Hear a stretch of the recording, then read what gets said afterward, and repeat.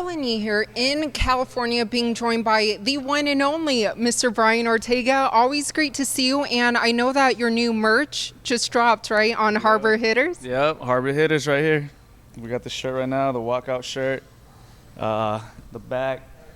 It looks great. Yeah, thank you. Yeah, it's the first time I actually go out and do something on my own with my friends, and we figured like we keep signing with companies and doing shirts, why not do it ourselves? Oh, absolutely. So we kind of learned the art a little bit, and I went for it. Yeah, the art of not only being a great fighter, but a businessman as well. And I know all your fans will be swiping up, right, or clicking the link to buy it. We had our first order, and just with stories, it's already sold out. So then we have to go get more, and it's like, it's crazy. Yeah. Lucky for him, for my friend and his wife, they're doing a great job at handling all that because I'm training and everything. If it wasn't for them, I wouldn't be able to do it. But they're doing a great job and helping me out with this. Yeah, absolutely. Always about having a great team around you. And speaking of team and The Ultimate Fighter, obviously a lot of us watched the season, but was there something that wasn't aired that was like super crazy and it couldn't be aired? There was a lot of things that were aired or not aired actually, that happened due to legal causes, I guess. You know, there's like some things that, like when we did the tire challenge and the team did the tire challenge and we lost, I went off and did like some crazy things in the dirt with that driver. Like after he took off, I took off, and we made a mess to where like even the security for the Apex called the cops on us, like for doing it. Was just weird. And then some other stuff, you know, after like some pranks and whatever that was done, a lot of things surprising that happened were not shown. And I was like, what the heck? Like, that would have been great for the fans and people to see, in my opinion. But it just never happened. They kind of aired it their own way. And it's weird because you get filmed every day for 6 weeks, like camera all day in your face for just few pieces to be used, which was it was just interesting. Yeah, and they can kind of piece it up together however they want to portray it. Whatever way they want to do it, whether they want to take a film from here and here and here and mix them and put it together as the same day, it was done. So it was interesting. And we did see the snakes, right, and the donkey. Yeah, the snake. And the pony. Yeah. The pony for Volkanovski. The pony. That we don't have trouble getting up. Yeah, but speaking of Volkanovski and kind of looking at his skill set, I mean, obviously you fought and beaten a lot of great fighters yourself. So where do you kind of rank his skill set amongst those that you fought? Well, he's the best. If you look at him, he's the best. He's the champ. He has the belt for a reason. He beat Max twice. I never take any credit from anyone. You have to look at their accomplishments and what they're good at and what they've done. He's got something that people don't have, that the world has yet to catch up on. So I don't take nothing lightly. I look at everything and I see what I can look and study from him and say, you know what, like this is why we fight. You look at someone, you look at their skills, you study it, and you say, you know what, I think with what I have planned, I can take this man out. That's the game we're in. And entertain all these people with the fight. Absolutely, and that goes down UFC 266.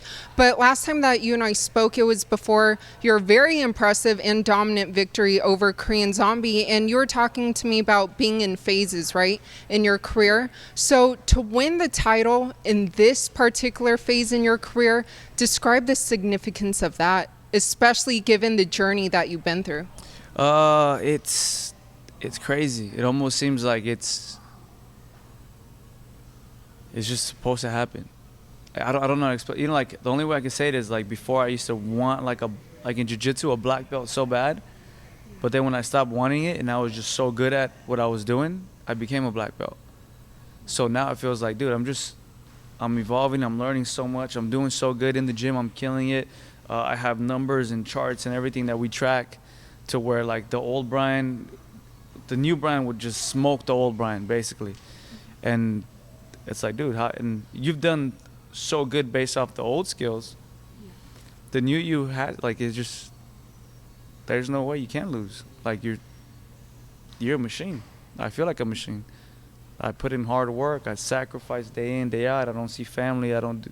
all the things that we already normally do, but it's like I have a legit full team behind me. And it's just like, yo, let's get this fight, let's get the belt. And I'm already like, let's see what the plans are, win or lose. My future is, I always say it, is bright, you know. The amount of fans that I bring, the type of fights that I bring, they're just, you can't deny it. Yeah, definitely. And you are only 30 years young as well. But me too, I know, just turned 30. Speaking of plans, though, and if 266 does go your way, would you ever target like a champ fight, like going up to 155, or would you want to just kind of defend the title? Like 100% up for fighting other weights. Yeah. Yeah, like I've looked at myself, I've seen other people, and I'm like, dude, I walk around 185. So it's like I can, you know. You have options. I have options, you know. And now it's just going in there and just making it happen, you know. Because no matter what you say, whenever you say, hey, I'm going to fight 170, they're like, oh, you're going to get killed, you're a featherweight. And then you go in there and you fight, and they see how much heart and like the skills you bring. They're like, oh, shit, okay. We spar people in the gym all the time who are bigger than us. This is almost the same thing as a fight when you go hard. So why not do it, give the fans a show, and make I'm a fan of making super fights. You know, like you reach a certain point, at least in my career, where it's like, all right, chasing the belt is a good carrot to have in front of me, but like I want to fight and have fun for myself now. I want to challenge myself. I want to have fun with this. I want to have fun with this.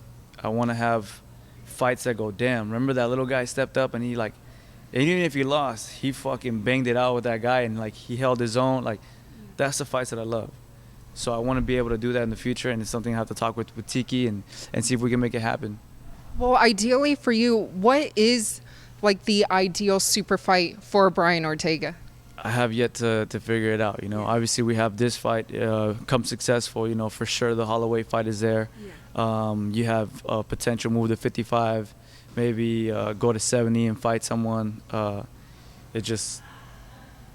want to try it all. I don't want to leave this sport just saying, oh, I could have done this, but I never had the balls to do it. Or I was afraid or whatever. It's like, dude, just fucking go out there and do it. What's the worst that's going to happen? You lose and you get criticized. Welcome to the game. Yeah, life in general. Life in general. But speaking of 155, a big fight goes down this winter in December. Charles Oliveira will be fighting Dustin Poirier. How do you see that fight playing out? I love Poirier. Like I've fought with him since New Orleans. We fought on same cards. We won together. Like we had like a thing where I'm like, yo, every time we fight together, we win. So I see him. I'm a Poirier fan. He deserves it. He's such a good human being. Both guys are, you know. But I go more to who I like, you know, who I know, and who I like, and who I've seen. And I go for Poirier. Well, for all your fans who are going for you at UFC 266 at the end of this month, what would you like to let them know? Hey, man, thank you guys for riding with me. And you guys have made this journey feel amazing. I feel very blessed to just be here, have fights after fight, have fun, enjoy my life. And it wouldn't be possible without you guys. The support that you guys give, whether it's pay-per-view, whether it's social media, whether it's buy a T-shirt, don't matter what it is, support is support. And at the end of the day, it all adds up. And you guys have shown nothing but love to me, and I love you guys for it.